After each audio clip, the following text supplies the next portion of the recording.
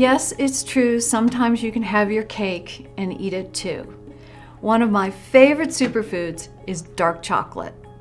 Recent studies have shown by consuming 100 grams of dark chocolate a day, you can reduce your chance of cardiovascular disease by up to 21%.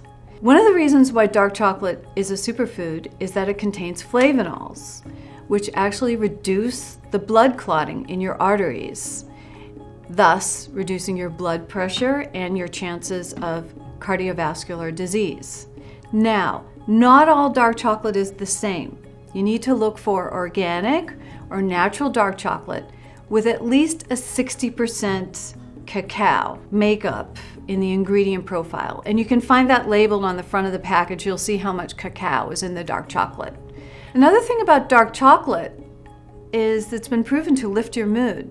So when you're looking for a healthy mid-afternoon snack to get you through the rest of the busy workday, go ahead and reach for a healthy piece of dark chocolate.